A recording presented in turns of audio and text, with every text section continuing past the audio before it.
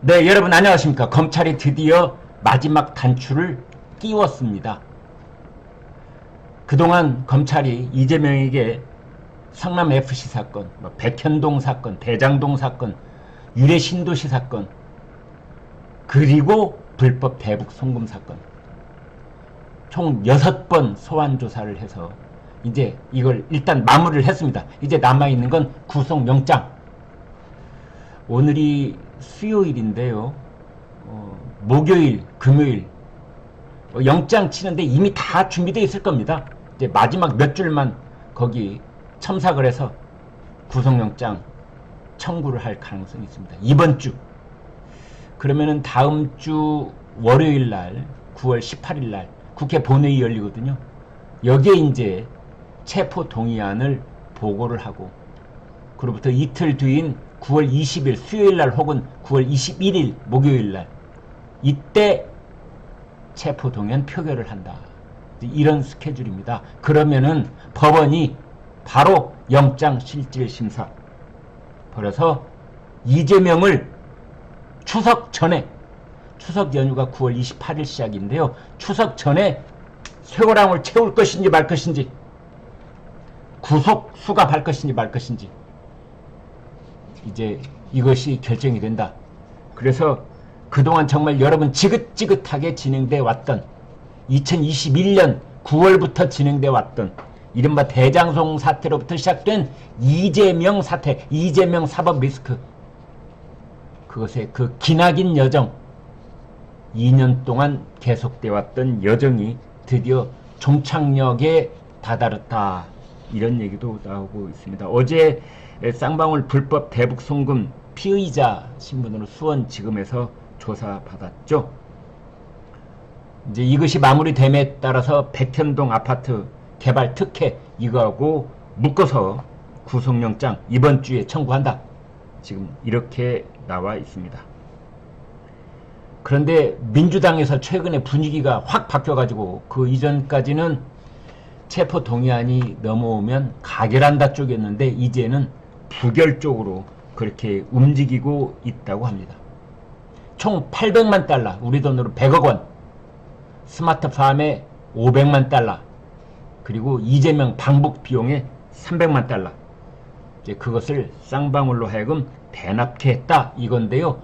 검찰 수사에서는 주로 이 쌍방울 대납을 지시를 했는지, 묵인을 했는지, 아니면 이화영으로부터 보고를 받았는지, 이제 이러한 것을 집중적으로 추궁을 했다. 지금 그렇게 되어 있습니다.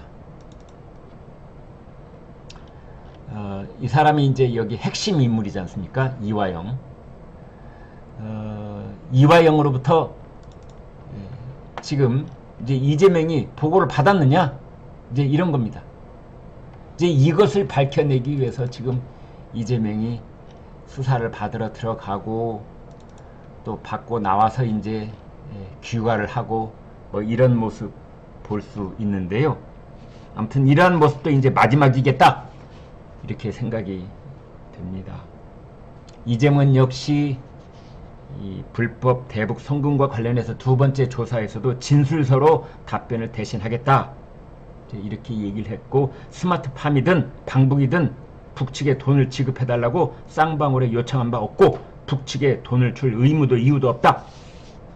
이런 식의 내용을 그 진술서에, 서면 진술서에 담았다고 합니다. 두 번째 진술 조서에는 서명 날인을 했는데 지난 토요일 만든 조서에는 서명 날인을 끝까지 하지 않았다고 그래요. 그리고 이제 이재명은 검찰이 증거를 하나도 제시 못했다. 두 차례나 소환했다는 것이 도저히 납득이 안 된다. 뭐 이렇게 얘기를 했다고 합니다. 여러분 기억하시죠? 백현동 아파트 개발 특혜 사건은 이제 아파트 부지 용도 4단계 수직 상승 이거의 인허가 문제입니다.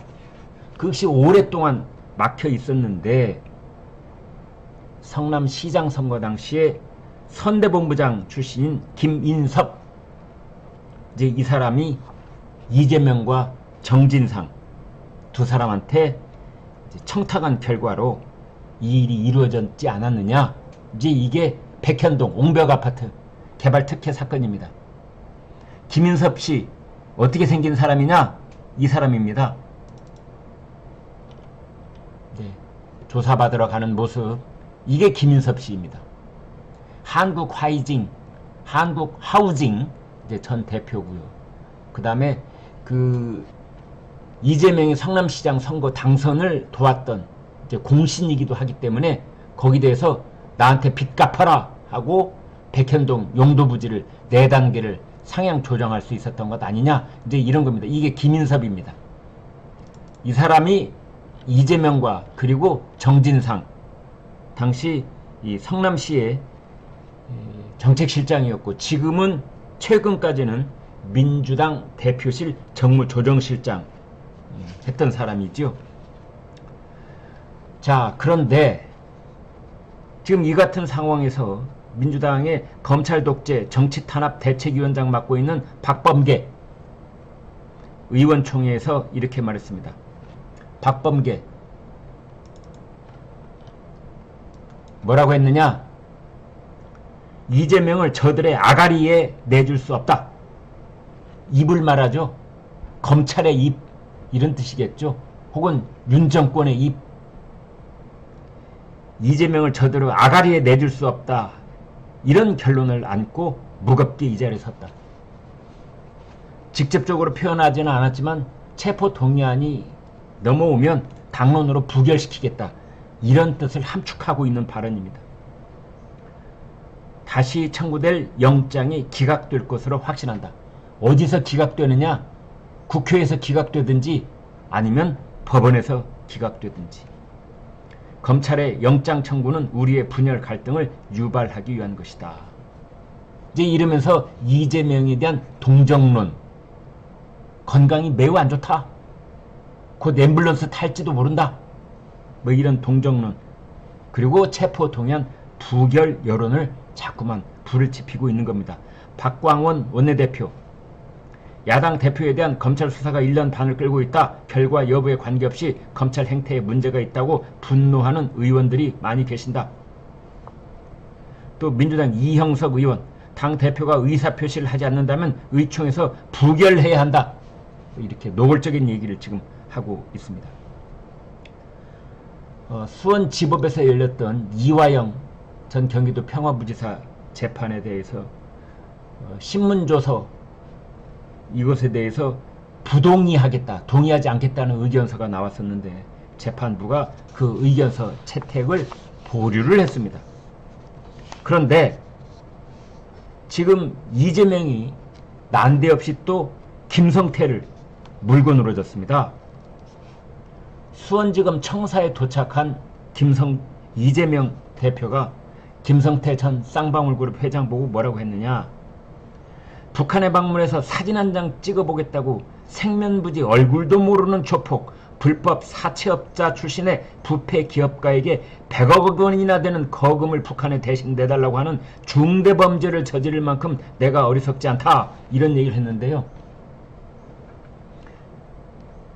이재명 대표가 이러저러 생각을 해서, 그리고 다소 감정을 좀 섞어서 이렇게 얘기를 했는지 모르지만 여기에는 여러 가지 자기의 발목을 또 잡는 그런 내용들이 들어가 있습니다. 일단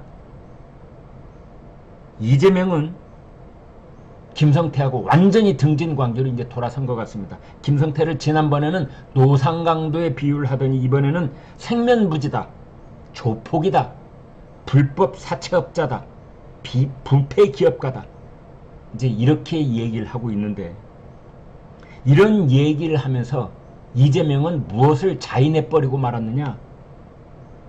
북한에 100억이 넘어간다면 그것은 중대범죄라는 말을 본인 입으로 해버린 겁니다. 내가 그런 중대범죄를 저지를 만큼 어리석지 않다라는 얘기를 했는데, 불법으로 북한에 100억을 줬다면 그것은 중대범죄라는 것을 본인 스스로가 인정을 해버린 겁니다. 그리고 북한에 방문해서 사진 한 장 찍어보겠다고 어쩌고저쩌고 이렇게 얘기를 했는데, 이것은 여러분 잘 아시는 것처럼 2018년도에 문재인 대통령이 평양을 갔잖아요. 그때 이재명은 그토록 본인이 원했건만 그 수행단에 끼지 못했습니다.